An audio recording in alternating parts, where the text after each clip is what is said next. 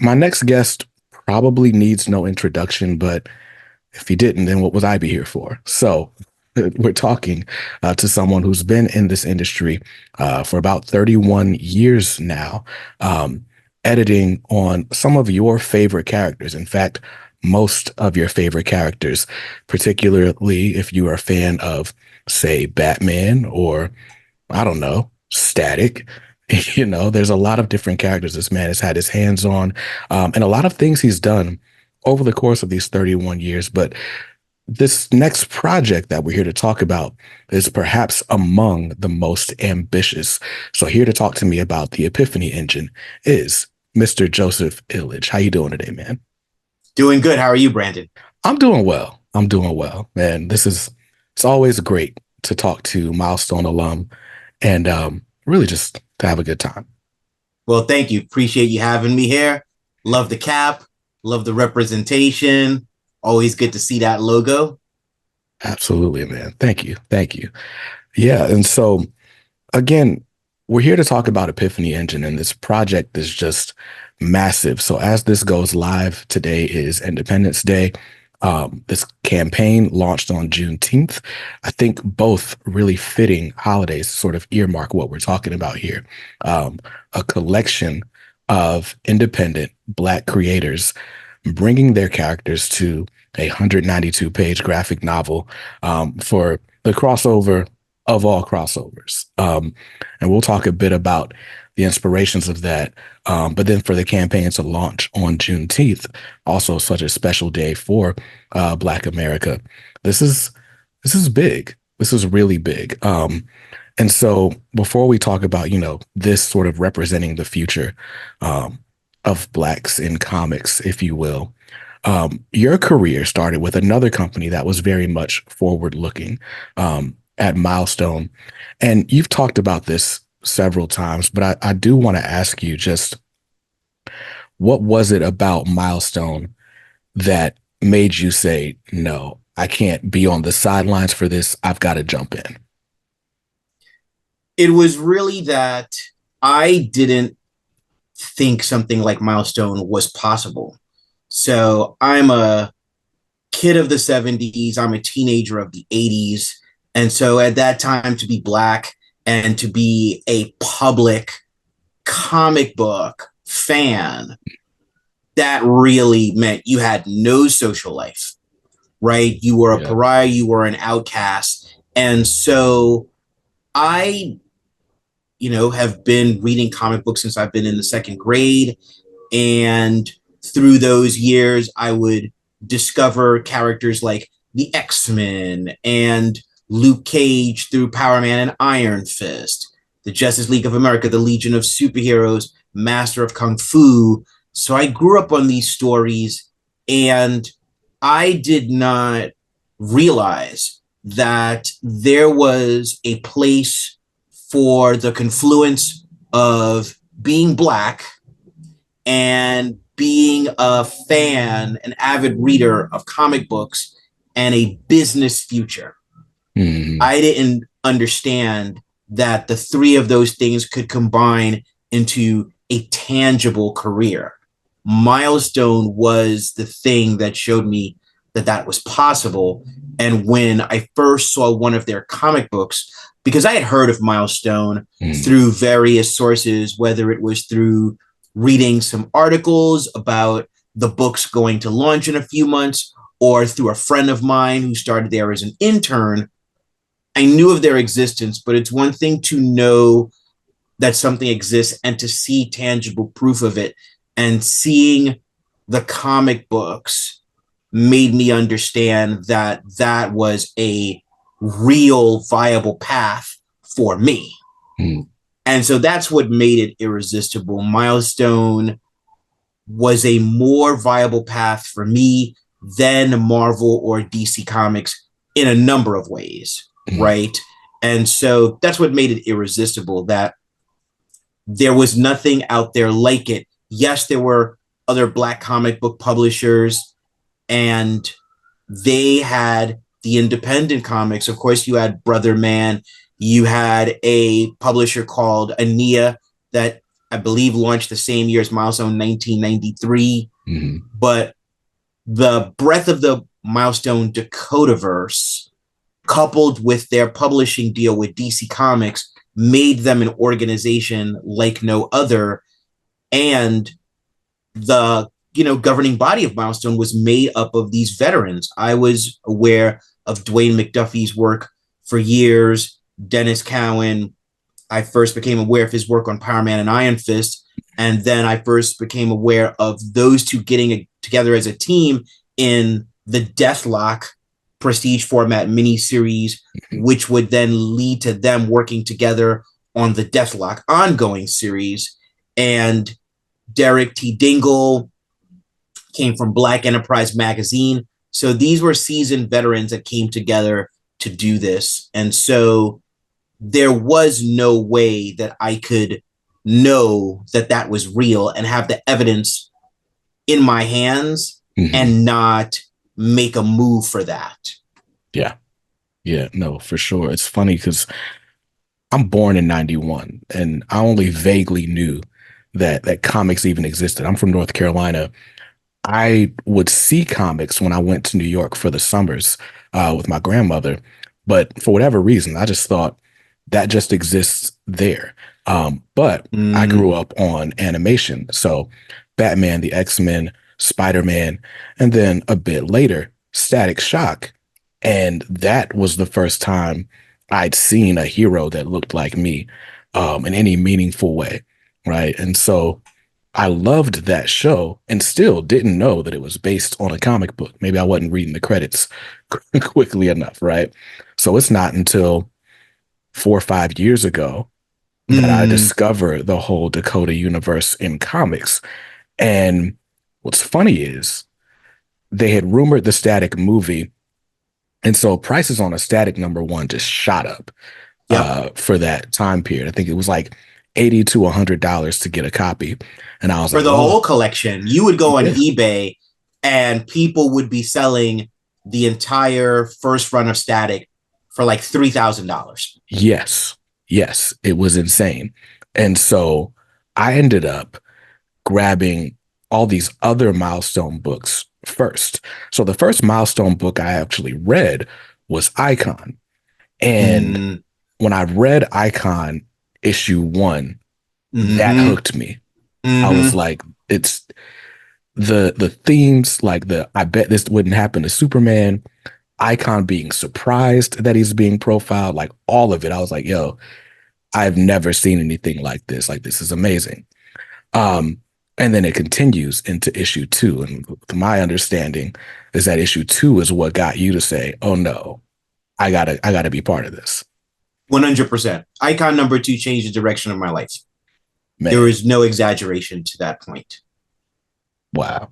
And so, yeah, I ended up, thankfully it was the pandemic, so we got a few stimulus checks and whatnot, and ended up filling out my Milestone collection over the next few years. I just completed Hardware 49 was the last book I needed for a really long time. I just grabbed that last year. And so now I have all of the original Milestone comics. So I'm excited. That's what's up. That's a collection. Right. And then they released the compendiums and I was like, oh, okay, well. Yes. I have them right here. Yeah. Yeah. I bought them too. I bought two sets. My idea is once they finish them out, I don't know if it'll be 4 or 5 volumes based on the miniseries that have been left out to this point. But once they're finished, I'm going to disassemble the second set and do custom individual hardcovers of the series. Oh, wow. That's awesome. That's a great idea. So that's the project, unless DC announces otherwise.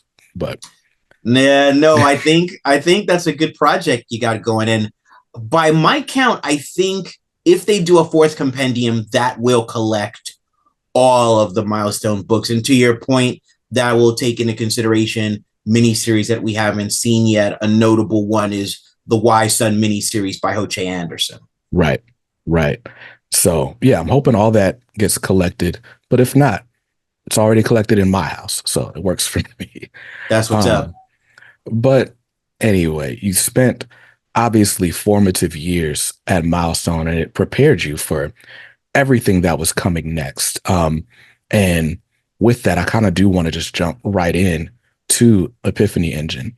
Um, just from your point of view, can you explain what the Epiphany Engine is? So, the Epiphany Engine is a 192-page graphic novel, and it represents the culmination of collaboration of 45 different Black independent comic book publishers, over 60 creators, and I'd say over 65 characters. Mm. And it's a story about a family of Black scientists, genius explorers, the McCallie family, and how a nemesis scatters them throughout the multiverse, separates all 5 family members, father, mother, 2 sons, and a daughter. And it takes the Black independent superheroes of the last 30 years of publishing to bring the family back together for a final battle against this nemesis. And at the core of this is a story about the relationship between Black fathers and Black sons, right? Which has a number of layers to it. And this project came about because Tony Cottrell, who is the founder of Advent Comics, which is an independent publisher that is celebrating its 15th anniversary this year, last August, he did a post on Facebook, which was a call to action for a singular collective effort from Black creators and publishers. And so many people answered that call to action that he realized, okay, it has to be done. And so he called me in October of last year and asked me to come on board as editor, which I did. And so all this time from October to now, and even before I came on board, there's been a lot of behind the scenes work, building this, really getting the story crafted. And the story is so big because, again, it's 192 pages. It is a graphic novel in the truest sense of the word, a singular adventure. And there are a lot of moving parts. There are a lot of creators. There are a lot of characters that have to be represented. And so it's been almost a year of work behind the scenes to prepare for the Kickstarter campaign, which launched on June 19th, which is Juneteenth, right? Commemorating the official legal end of slavery. Of course, there were those nations that chose to ignore this, but that represents historically the beginning of our liberation in this nation and other nations, quite frankly. And so we felt that there was something symbolic about launching the campaign on that day.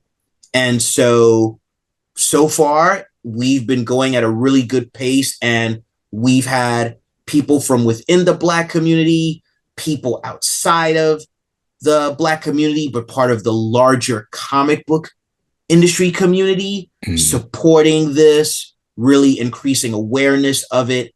And it's pretty amazing. It's pretty amazing to see. And it's really a day by day adventure for us.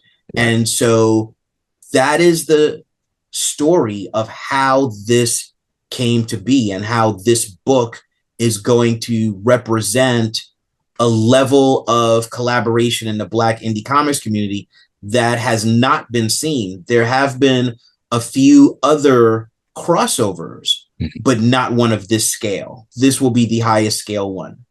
Yeah, no. 45 different publishers, 65 different characters. This came on my radar when the original announcement came out, or when the press release came out. And because I'm pretty tight with Danny at Fourth Wall Comics, the creator of Aceblade. And over the years, with the channel, I've been supporting different independent Black creators. And so I saw Acolytes a part of it. And, like there's just a little bit of everyone, like Omari Malik from Blacktooth, like just a lot of different independent creators who I've spoken to on an individual basis.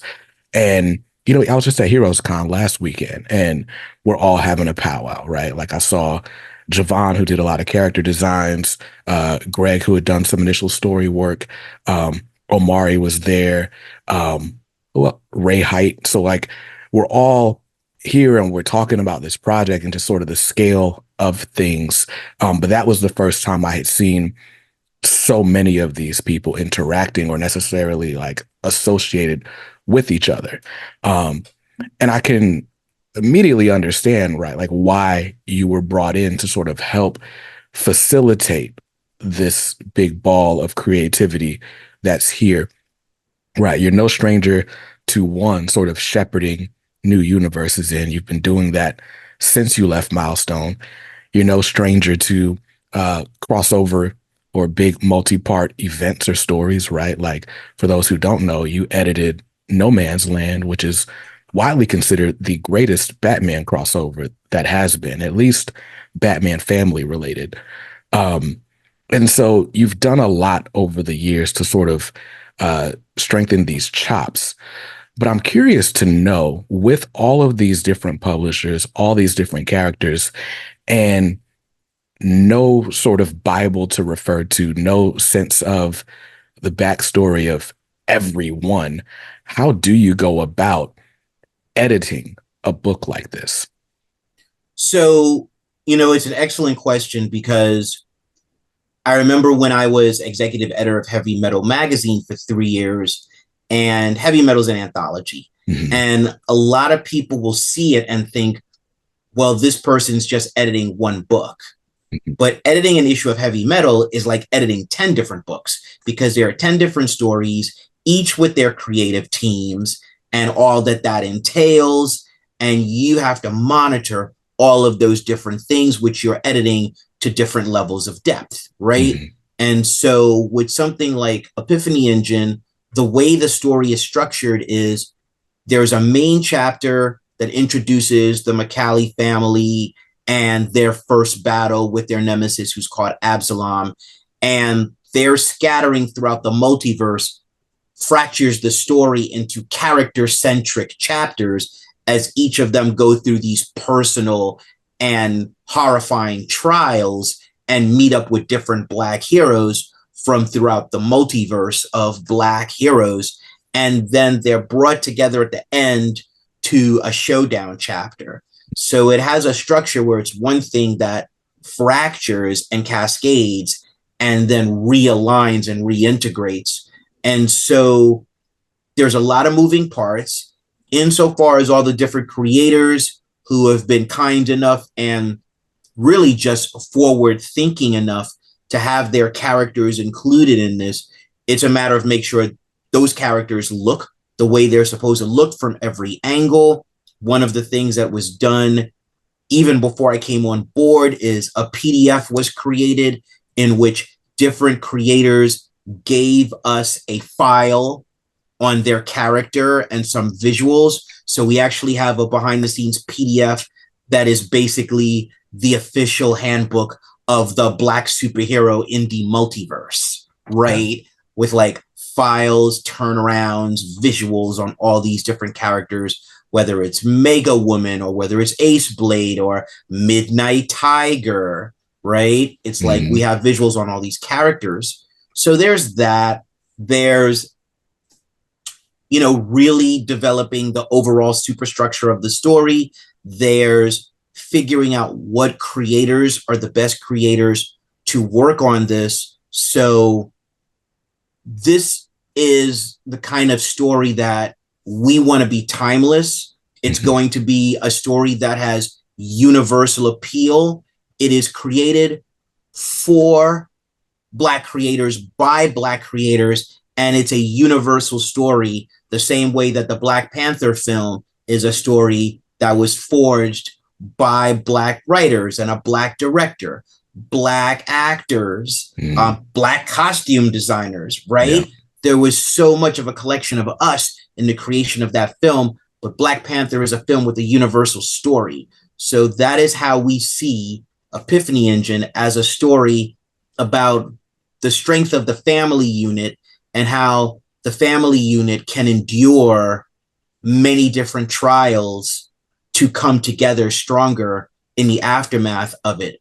And so, one of the important things was we needed a strong creative team to kick this off, right? Because you have to have quality from end to end, but it's basically like in any novel, there's the hook sentence, the first sentence that pulls you in. In any film, there's the first 20 minutes. Those 20 minutes determine, am I in or am I out? So the first chapter of this story is basically the first 20 minutes of the film that is the Epiphany Engine. So we brought together Brandon Thomas, really one of the best writers in North American comics. People know his work from the Excellence series that he did with Kari Randolph and Emilio Lopez and Darren Bennett for Image, and Robert Kirkman's Skybound imprint. His excellently written relaunch of Hardware Season 1 for the Milestone relaunch, Batman Black and White, Aquaman, the list goes on, right? And so we paired him up with Sean Damian Hill. Sean Damian Hill is really just one of the best artists to really grow in, I would say, the last 4 years.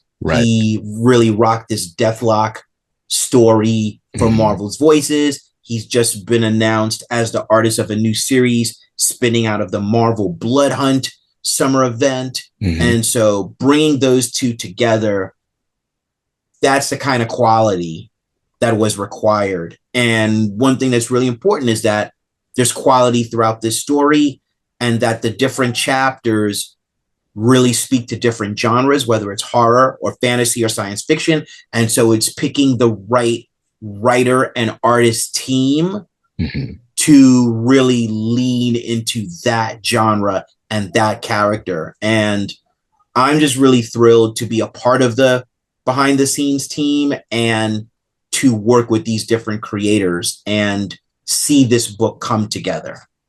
Yeah. So you hit on a few things I want to touch on. So earlier you mentioned like Brother Man and Ania, and I guess historically the greater surrounding context of Milestone is that Milestone was a part of a wave of a bunch of independent comics imprints in the early to mid 90s, and a lot of them fizzled out. A part of Milestone's story, though, is that there was like a bit of contention within like the Black community and among other publishers, accusing them of being sellouts for working with DC. And then, we could call it jealousy, we could call it whatever we call it. But the point is there's conflict, and there's like this sort of, I guess from the outside, we'd look at it as like the crabs in a barrel sort of thing, right? And you also mentioned just all of these different creators who have, sort of lent their characters to this story. With this many publishers and characters and essentially egos involved, how is it managing the creators' expectations on how their characters are being used, or how many pages they're writing or drawing, and things like that? How do you navigate that in service of the greater goal being accomplished in this book seeing publication?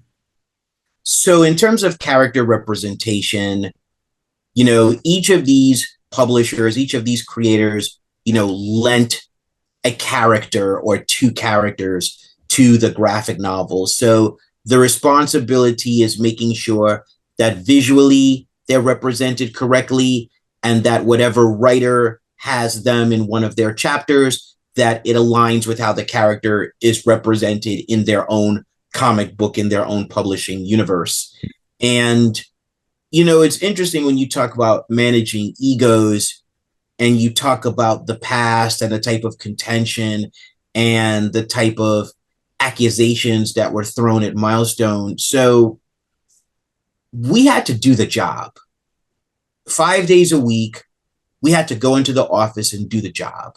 So we didn't really have the time to be distracted by judgments, right? You have to go in and do the job, right? And when you talk about, the wisdom, or what I'll call the cultural integrity of their decision to work with DC Comics. DC Comics was a mechanism for distribution that exposed these characters and their stories to a larger audience. And let's just be clear about how innovative Milestone was in 1993. A lot of the things that these publishers are taking credit for now, in terms of racial diversity, in terms of sexual lifestyle diversity, in terms of showing characters that are disabled, in terms of showing a wide variety of characters who are Latino or Latinx or Spanish, right? In terms of showing the variety of Black life, right? There was no company that did all of that before Milestone in the 90s, right? And let's be clear, by Milestone and DC having a business partnership, that's how Warner Brothers became aware of Static.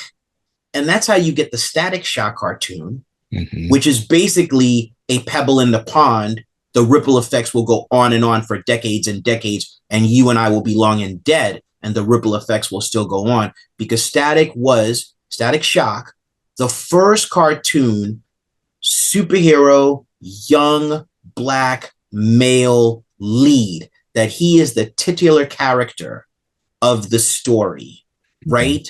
That happens because of the DC, thus Warner Brothers, Milestone relationship. The Static Shock cartoon has inspired and ignited 2 generations of Black people. To your own experience, that was the first time young Black people saw themselves as the lead character, the cartoon named after them, and they saw the truth of Black life in America in Static Shock. Right? They saw racism, they saw bullying, they saw when you have an extraordinary level of intelligence, but you're constantly put into positions where you have to prove yourself. They saw self-doubt. They saw all of these things that were part of their lives in that cartoon, right? And so the impact of Static Shock validates, if nothing else validated, the business partnership between Milestone and DC Comics. The Static Shock cartoon and everything that it has done going forward definitely does. And so there's no singular model for business. That's just a fact. Entrepreneurship takes different forms, right? And it's interesting because when I look at my career and you talk about the through line from Milestone to the Epiphany Engine, we now have Kickstarter, right? And Kickstarter is the great equalizer. It is the means by which a number of Black independent publishers have managed to continue their business and grow their businesses and have a direct contact with the audience. They're not separated by a distributor anymore. Back in the 90s, if you did not have a distributor, you didn't know how your comic books were getting to the audience. I guess you'd have to have them in a suitcase and go convention by convention by convention, right? But now you have crowdfunding, you have direct contact with the community, you have growing relationships, and you have that kind of reciprocity. And there's the social contract, which is your customers will support you and you will deliver the best product that you can, the best stories, the best characters, the best artwork. And that's how you build these relationships. So now we're looking at Black people being able to engage an entirely relatively new mechanism for entrepreneurship. So the kind of symbolism of Epiphany Engine being facilitated and ignited through Kickstarter is just really perfect. And it speaks to how things have continued to evolve and change in the comic book industry over the last 3 decades. Yeah, no, absolutely. Um, there are so many books that I would not have known about if not for Kickstarter, and honestly wouldn't have existed without Kickstarter. Um, I feel like comics are in a weird spot on Kickstarter right now. They're not as prioritized as they once were. Um, but the fact is, people are building audiences, people are building communities, they're building relationships with their fans, and now can take what they've gotten on Kickstarter, go directly to this audience, or use it as proof of concept. Some of them are using it to spin out, like Concrete Comics is now distributed by Diamond. And so now I'm able to go and grab Acolyte from my comic shop as opposed to buying it online or waiting for the next convention to come into town. And That's so right. you're right. It is the great equalizer. Um, and so, okay, so basically the way everything's working, people have their characters, they've given the turnarounds, they've given the sort of backstory, and it's on you guys to just make the best product you can make given the information that you have. Um, and with that, can we talk about just some of the talent involved? And you talked about Brandon Thomas and Sean Hill. Who are some of the other creatives on this title? Some of the writers that we have include Colleen Douglas, who's a horror writer. She just released her latest graphic novel called Silk Cotton, Mm, which is published by Rosarium Publishing. You have Greg Burnham, who is one of the co-creators of the Tuskegee Airs. mm, You have Rodney Barnes, known for his work on television, whether it's Boondocks or Runaways or Winning Time. And he's the author and co-creator of the monthly image series Philadelphia and various spin-offs. We have Stephen Harris, well-known artist going back to DC Comics on Aztec and Motown Machine Works Comics on The Crush, and he's worked on Batman, Captain America, Deadpool. We have Chris Cross, a Milestone veteran who's worked on all the popular characters. mm, He's probably worked for all of the top 10 publishers, if not 8 out of 10 of them, right? mhm. Um, Jamal Igle, Aletha Martinez, David Brame, Eric Battle. Mm, The list just goes on, man. And that's part of the beauty of this is that the list just goes on, right. right? Because that just speaks to how many talented people are out there to call together for one singular effort. Yeah, no, absolutely. And the names you're mentioning, right? Like for those who don't know, like if you know, you know, but if you don't, these are like luminaries. These are legends, right? These are like sort of our heroes from past and present, right? And even like, future, right? Like people who maybe they're working behind the scenes, maybe they're characters you don't know about, but they lent them to the project, right? Like this book represents so much um, of what the Black comic space has been over the years, but also where it's going. So it's an awesome project to support for that reason. Um, I'll ask you this, right? Like you've been in this space for about as long as it's been a space, right? With not to disregard contributions of Black writers and artists, long before the 90s. But for as long as there's been this sort of independent movement of comics, you've been in the mix. How have you seen the space evolve? You talked about like sort of the introduction of Kickstarter, and where do you see it going? One of the ways it's evolved is that we're seeing more of a diversity of ideas. I think when the Black independent comics movement of the 90s, right, which is definitely a coalescence point, that's a spike, Hmm. right? Obviously, before that, you have All Negro Comics, which came out in June of 1947. Hmm. You have the Golden Legacy books, which had the biographies of Martin Luther King Jr. and Harriet Tubman. And so you had various Black independent comics, but the 90s was a spike point. And because so many of us grew up on the superhero genre, I think what you saw was a lot of superheroes. That was the dominant genre.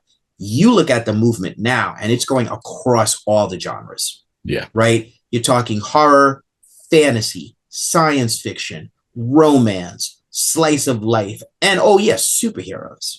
Right? So the expansiveness of the stories that Black creators are putting out into the world, that's changed.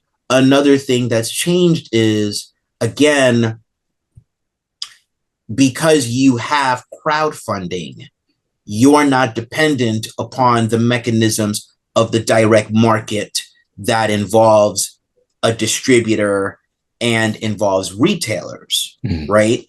You can have your books that you produce, send them direct to your customers on this express line chain, right?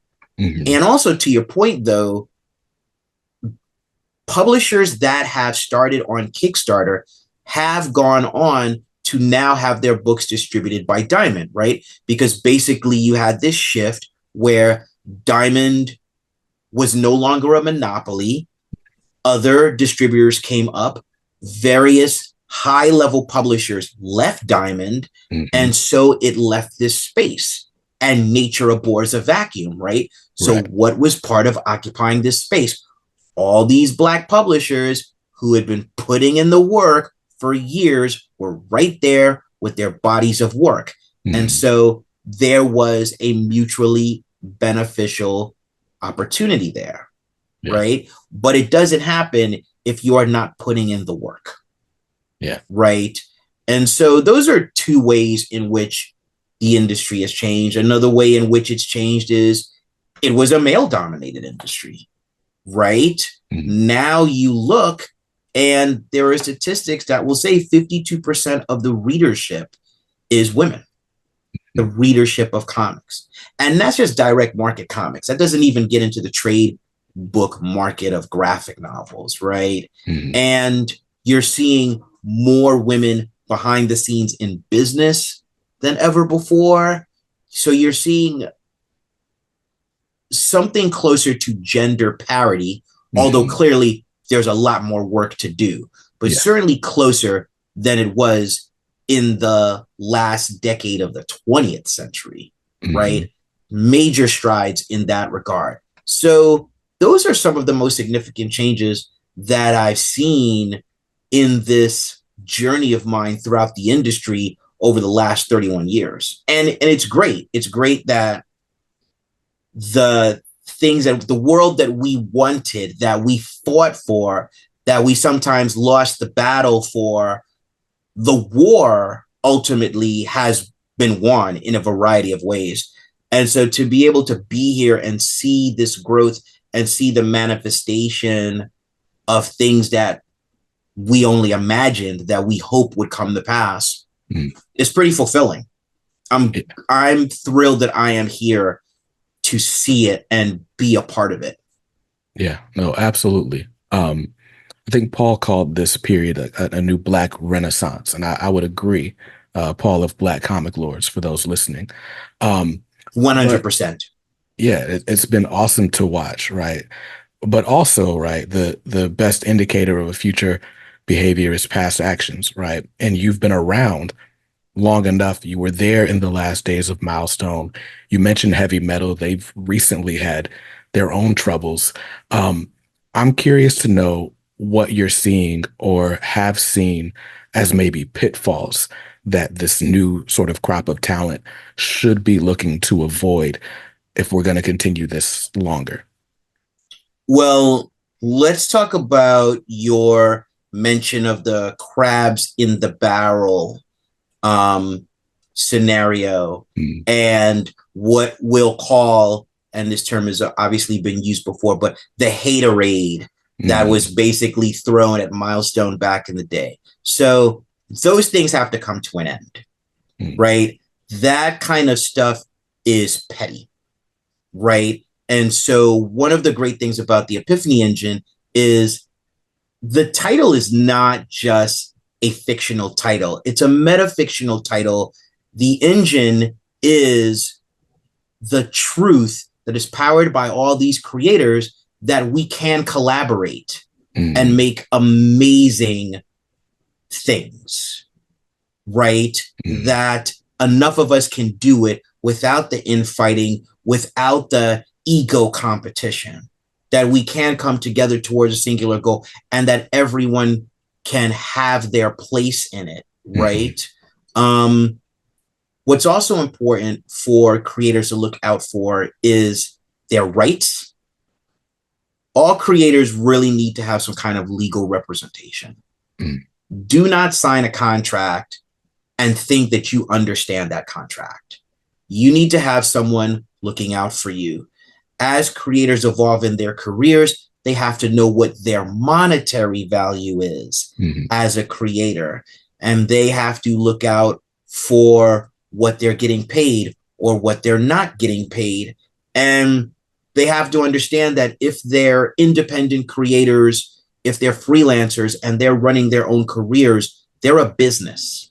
They need to understand themselves as a limited liability corporation, and they need to treat their career and themselves accordingly, right? And they need to understand that the ideas that they create, the original ideas, have the capacity to be significant intellectual properties, and to think of those intellectual properties the same way we think about properties in real estate, right?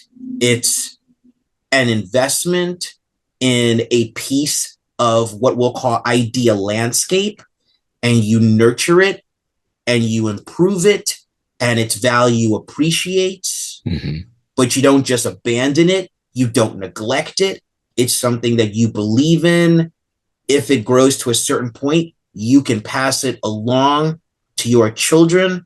You know, we as creators and these new creators have to embrace the understanding that they are not at the core of their existence labor. At the core of their existence, they are businesses. And really have to adopt that mindset to shape their futures. Right. Yeah, you talk about the groundbreaking nature of the Milestone DC deal, right? I think a point that may get lost in that is that Milestone was an independent entity, right? Before DC came along, Milestone was a company. These characters were Milestone's intellectual property. And if DC wanted to play ball with them, it had to play ball on their terms. And, you know, thankfully they had the business acumen to view themselves that way and ultimately secure a deal that honestly hasn't really been seen since. Yeah, that was really, I believe, the first of its kind at that time. The only parallel that I've seen to that in the present day is the publishing deal that Unique Studios, created by Roy Akupe, has with Dark Horse Comics. Yes. Right? So basically, Unique was a publisher. Dark Horse made an offer to be the macro publisher of their line, their past library and future ideas going forward, right? And Unique Studios is able to retain ownership, right? So that is really the closest parallel I've seen. But even that does not have all of the nuances that the business partnership between Milestone Media LLC and DC Comics have. Yeah. Yeah. And to that point, Unique Studios does have a series in development with, I believe it's HBO Max is doing the Ianu Child of Wonder series. Ianu Child of Wonder. It's HBO Max and Cartoon Network and Lion Forge Animation. That is awesome. I'm excited to see it. If you guys haven't read that book, by the way, what's cool about Unique is that all of their books are graphic novels, or they're published as graphic novels. So you don't have to wait around for an issue here, an issue there. just go grab the story. They've got Wale. They've got feel like I'm saying that name wrong because like EXO is the Oh yeah, no, I know. Yeah, it is EXO. I think it's EXO. They mhm. have Malika. Malika They Warrior have Queen. Windmaker. Hmm. Um, and they just launched. I think a new book just came out. I Hmm. feel like it's called the Isiris. I think it's ISIRIS. Let's look it up. So yeah, and I believe the books are made by all Nigerian talent, Hmm. Yes. right? Which is, of course, especially in the North American space, unprecedented for a Yes. company of that scale. Absolutely. Right. Like the Asiri, you're right, is the name The of that Asiri. book. Yep. Oh, and then EXO, The Legend of Wale Williams. That's why Wale was Yes, in my head. that's right. So awesome. But yeah, so back to the Epiphany Engine. So as you guys hear this, we are straight up midway through the campaign. It's a 30-day campaign. We've got about 14 days to go as you see this or listen to this interview. Um, let's talk a little bit about what all you can get from this campaign. So there are a lot of different tiers. You know, some of the starting tiers basically involve getting the paperback book, and you can get different cover options. The Mm, main cover, which has become the iconic image that represents the crossover, is that cover by Crisscross, which I mhm. believe has about 42 different characters. Right. And so you can get that. There are covers by Stanley Weaver and LeBeau Underwood, by Jamal Igle, by Marcus the Visual Williams, Hmm. by Aletha Martinez, by Sean Damian Hill. So, you know, that's one of the things that we really wanted to use the covers as an Hmm. opportunity to bring even more talent from different generations. Right now, you're looking at a part of a cover by Eric Battle and Andrew Dalhouse, Mm. right? So that's one thing. The starting versions are paperback. There will be a hardcover version available. That Right. amazing cover there is by Kanan White Mm. and Walt Barna, Mm. which was kind of done in this 1970s, 80s style when you would see a Marvel Avengers comic and one of their teammates was in danger and the faces of the other teammates would be floating and looking Right. at the situation. Right. So, you know, we did an homage there to that. And there's a beautifully painted cover. That's Marcus the Visual Williams from Tuskegee Airs. Mm.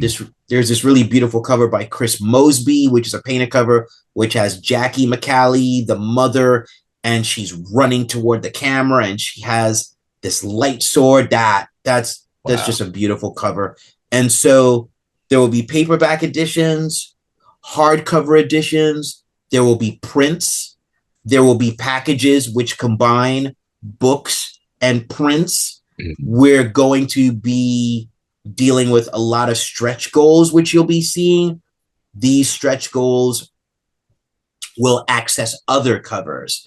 And Mm. something that we do every Friday, we have something called Drop Fridays. So every Friday, we reveal a new cover Mm. that will be connected to a stretch goal that once the campaign reaches a certain point, everyone will have access to that cover. What you're seeing recently, there was a cover by Ray Anthony Height, Mm. creator of Midnight Tiger, this beautiful black and white cover right there. Mm. And so the color version for that will be coming up soon. And that's another thing.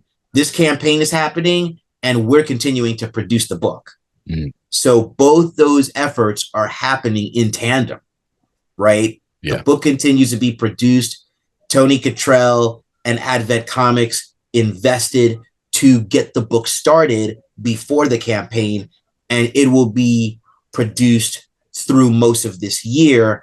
And once the campaign is funded, people who are entitled to books will have books in their hands by January 2025. Awesome. Awesome. Just in time for my birthday. And That's that it. works That's for it. me. Look at that. these covers are beautiful. And what I love about the covers is that they do also give you the opportunity to one, like, sort of show support for your favorite of some of these independent creators or some of these characters. I think, like, if I have to go with just one cover, it's got to be the crisscross cover, right? It's, Like, it's really wild, but that one again, it's such an iconic representation of what this idea is. If one cover exemplified the concept more than any, it's that one, yeah, right? And then what the others do is they represent more focused lenses right, that go into certain pairings and certain scenarios. right. And it's interesting to see, like, who picks what artist and how they're torn, but they'll go with the Jamal Igle one, they'll go with the Eric Battle one, they'll go with the Chris Mosby one, or the Marcus the Visual. And that's part of what we wanted to do. We wanted to create that kind of excitement that you have so many different styles and aesthetics. Mm-hmm. That's like, wow, can I only pick one? Because we recognize that, a significant part of the comic book community is the collector's market. The Mm-hmm. people who they want the high art. Yeah. They want the covers that represent high art. They want to follow their favorite creators, like you said. They may have been a fan of Jamal Igle going back to his work on Supergirl. Okay, they want to get the Jamal Igle cover. They've been a fan of Eric Battle going back to when he did work on Aquaman. Okay, so we want the Eric Battle cover. The box set is, of course, a premium package. And so Right.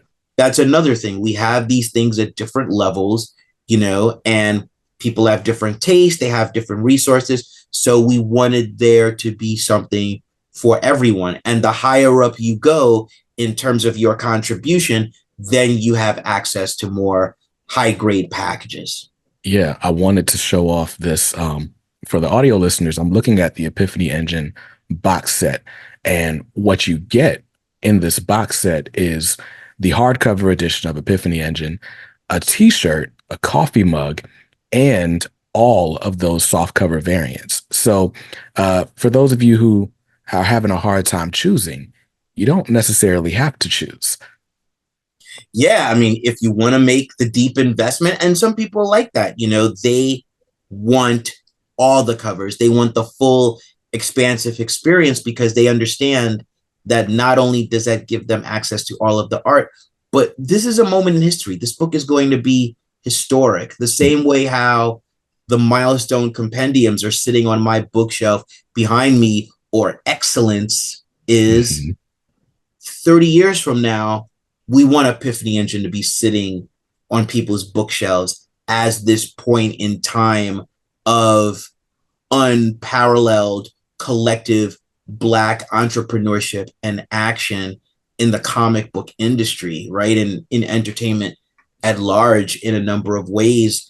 And there's even, some real high ticket packages. One of them involves a Zoom conversation with Tony Cottrell, the publisher of Epiphany Engine, through his company Advent Comics, and myself, and really talking about the process of this book and things that you can learn from us to help be the wind behind the sails of your own project, right? There's a tier where you can have a character of yours cameo in the Epiphany Engine. There's a tier where you can appear in a cameo in the Epiphany Engine.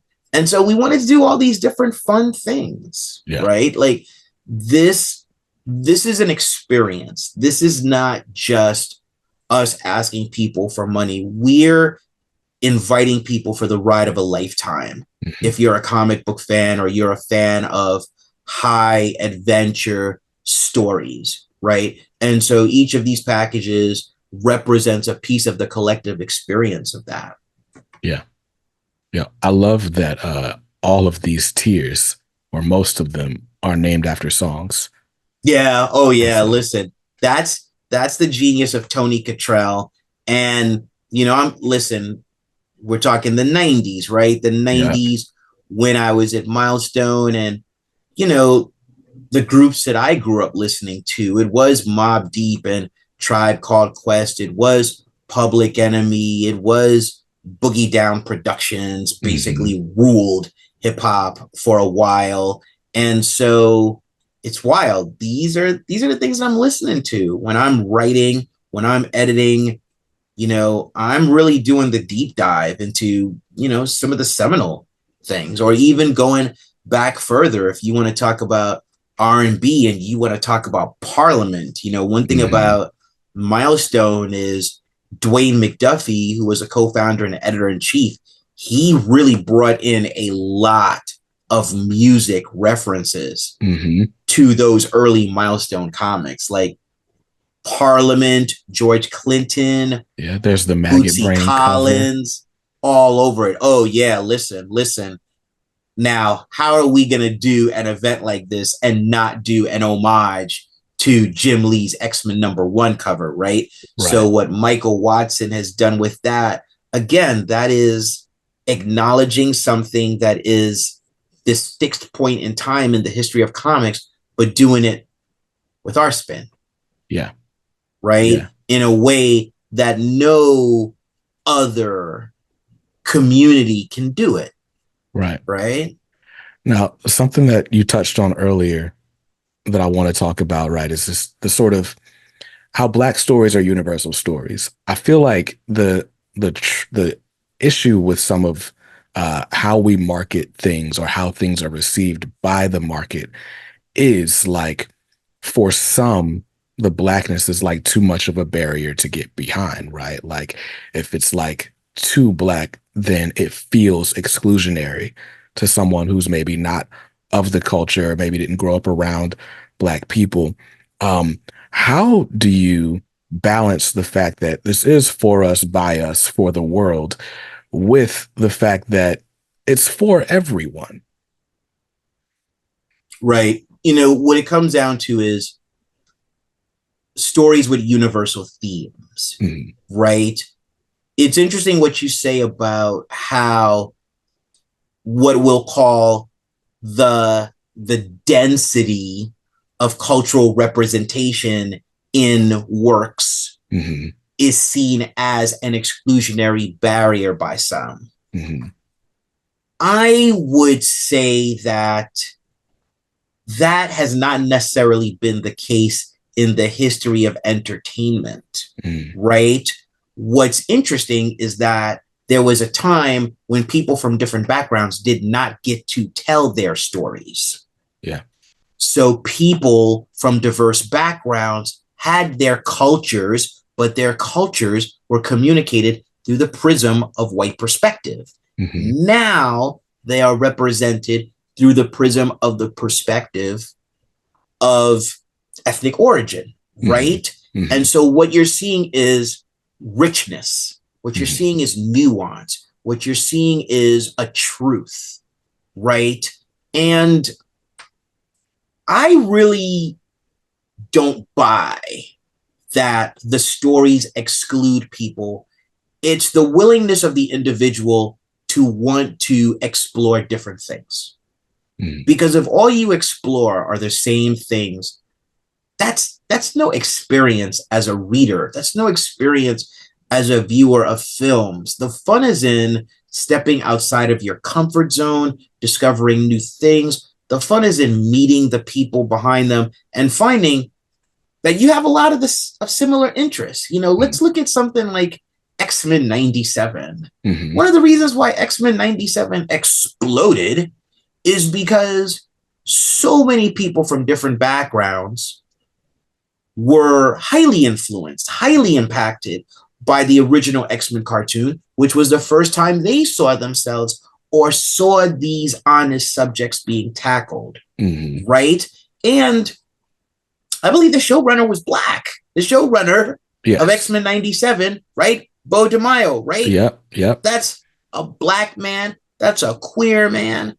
And still and yet universal, right? So stories are universal. Stories are the nourishment that we give ourselves so that we can take a stab at understanding this world, or telling ourselves, reminding ourselves that we are not alone in it, that our experiences actually connect to other people who have similar experiences. It's building communities. Stories are the mechanisms through which we build communities. They are about building bridges. Mm. And so what I would argue is that stories of culture are bridges. They're not barriers. Yeah. Right? Yeah. So that's what it comes down to. It comes down to, are people interested in walking across bridges? Are they only interested in staying in the island of their easily comfortable existence? Right. Yeah. No, it's funny because I grew up, I came of age during sort of the time of the Black Renaissance in media, of which Milestone was a part. But as Milestone's coming to newsstands, Martin's on TV, Fresh Prince of Bel-Air's on TV. Seemingly every comedian worth their salt got a TV pilot around the time, like the Wayans brothers, all this stuff. And I guess the apex of that ends up being the Chappelle Show, when we talk about just sort of cultural currency and crossover appeal, and just being that sort of linchpin or launch pad for people to sort of galvanize around.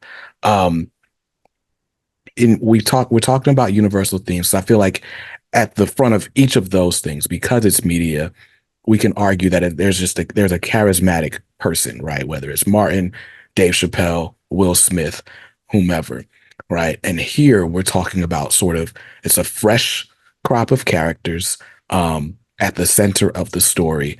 And you've talked about this universal theme of family. I just want to sort of hammer home like the pitch for anyone who might be listening and is on the fence about what they're going to be getting in this story. So, at the core of it is a really potent, intelligent, loving Black family of scientist, explorer heroes, right? So they're called the McCallie family. The members were all named after famous real life people or fictional people. So similar to how Stan Lee always had these lessons and nods in the early Marvel comics of the 60s, the McCallie family have these historical nods for you to explore. And enemy that comes out of nowhere named Absalom invades their home and basically takes them out, right? And scatters them throughout the multiverse. So now this family, which you've seen is perfectly intact, is separated, right? And there's a god, the spider god, Anansi, right, of African folklore, brings together a group of heroes to go throughout the multiverse, collect more Black heroes, and then go to each of the parallel universes where a family member has been stranded and help them escape. And what you find is that even though the family members are working on separate efforts, these things will align and come together. And it really is a story about family and also about the grand adventure. When you go back to explorer films of the 20s, the kinds of things that were the inspiration for Raiders of the Lost Ark, everyone wants to go, you like to go into the unknown, right? What's on the other side of that? What's on the horizon? I'm not satisfied with what my life is. I want more. So the same way that the Fantastic Four goes to all these different types of places like the Negative Zone or the Psychoverse, this family, they live by exploring the unknown to protect the human race. Now they've been forced into it. Yeah. And that brings about different challenges, right? But the unknown, the big adventure, the not knowing if you're going to come back, the not knowing everything that's out there, that's part of the fun of all of this. I mean, that's part of the fun of all stories, right? We want to be taken on a ride. And by the time that ride is over, we want to feel fulfilled. I think we want to feel more than entertained. I think we want to be thinking about the story after we close the book, or we want to be talking about the story weeks after we've closed the book. So that's what Epiphany Engine is, right? It's really the ultimate comics crossover in one book. Yeah. You're not going to have to go through a year of comic books to read this. There's the one book. It's a true graphic novel, right? And that's really ultimately it. And just us bringing together the best people to produce something of quality. Because here's the thing, you know, people aren't stupid. There's this whole narrative going around about Marvel Studios and superhero fatigue.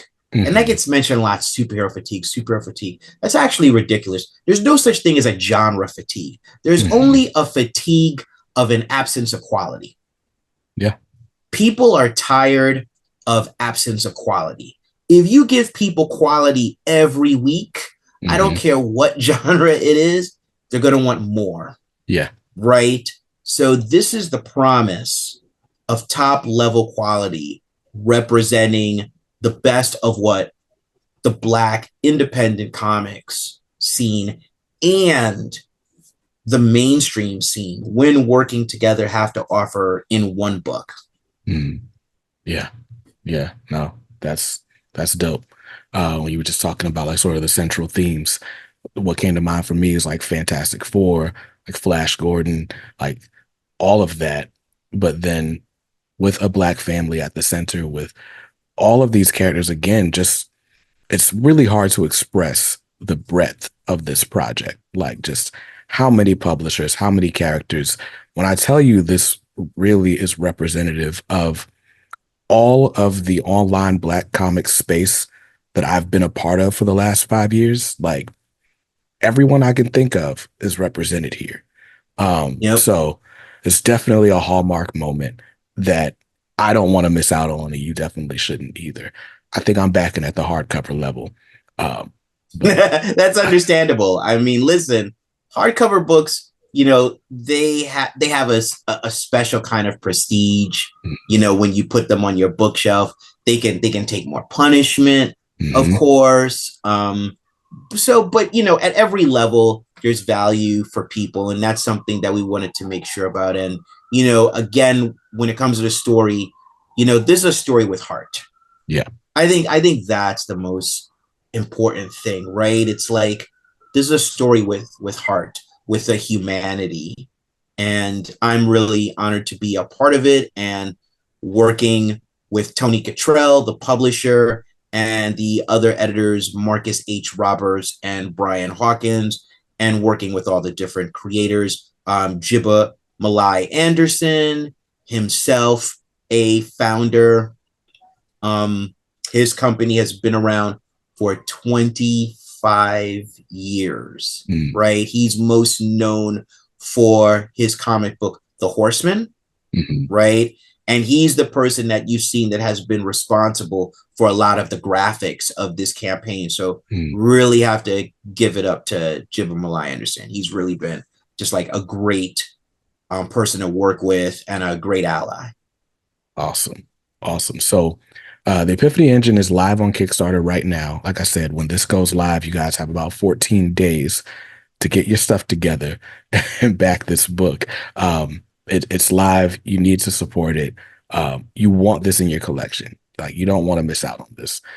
Before I let you go, Mr. ILLIDGE, you have a sort of unique perspective in that you learned from two luminaries in this space, right? You start your career as the assistant to the president of Milestone Media, Derek Dingle, who, you know, is a man of few public words, but obviously is a giant in business.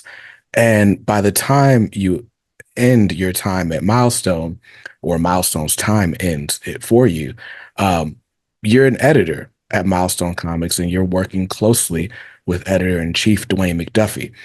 Again, anyone who knows the name Dwayne McDuffie knows just how much of a giant he was as a writer, as just as a mind, right? Like that man just was a genius in every sense of the word. What would you say are the biggest lessons you learned from each of these men that you've taken with you? Wow, there's really so many. If I have to distill it down to one for each, I remember something that Derek told me a long time ago. To give you a little bit of a personal anecdote, he took me to Macy's 34th Street and he bought me my first blazer that I ever owned as a Wow. professional, which, was such a kind and profound gesture. He said to me, I can show you how to get through the door, but once you get through, it's up to you. Mm, Right. And what that says to me is that even with advocacy, you have the responsibility of how you present yourself and how you perform once you're in these halls of business, once you're in these arenas of creative entrepreneurship and financial activity, right? Insofar as Dwayne, it's really tough. The man taught me so many things. I think what I learned from him more than anything else is something that's going to sound simplistic, but it's pretty profound. One day he just said to me, he said, human beings are capable of amazing things. And when I first heard it, it didn't, it didn't hit me. But as I go on in this life and we are beset by so many challenges, I'm constantly reminded that we are capable of amazing things. We can save each other through stories, literally, right? mm, We can affect one another. We can help one another. Um, we're truly amazing. And if we can get past the nonsense, mm. look at what we can accomplish. So, I grow up, I get up every morning with a sense of gratitude for this life that I have and this life that I've had. And I'm I remember that we're capable of amazing things. And so I just throw myself at the world every day. And I would I would say that's what we need to do, Yeah. right? Like wake up. Hopefully there's something good in your life about being alive and throw yourself at the world, right? Mm, Whatever story you have to tell, whatever impact that you have to make, go and do it. You know, yeah. go and do it. Well, listen, that is excellent parting advice. So, Mr. Illich, man, I really appreciate your time. Thank you for talking to us about Epiphany Engine, also giving us a bit of a lens into your career, your past career. There's so much we didn't talk about. I got to get an update about this Zero movie. We're going to talk about a bunch of stuff All maybe right. at another We'll have a time. sequel interview and we can talk about a number of things because by the time we have that interview, there'll be more announcements. Awesome. Awesome. because the mission never stops. Can't wait. I you can't wait. know but again, thank you so much for having me here, Brandon, and thank you so much for your support of this project. This is really what's going to make this possible. It's Mm, people supporting it through action as opposed to through words and well wishes. yeah. Yeah. Well, it's no problem at all. Well, look, guys, again, the Epiphany Engine campaign is live on Kickstarter right now. It's not a lot of time left. Go ahead and get your pledges in so you can secure your copy of this book, whether you decide to go with just, the single issue, standard cover, all the way up to the box set. It's all available for you. And after you do that, go home and read something dope today. Peace.